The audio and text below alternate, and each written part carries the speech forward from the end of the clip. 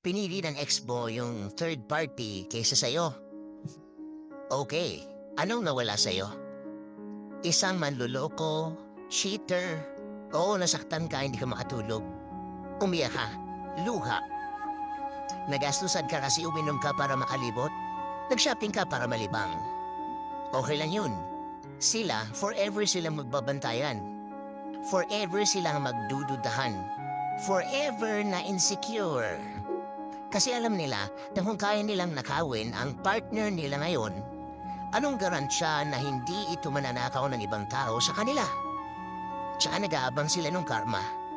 Aware sila na hindi nila maiiwasan yung karma.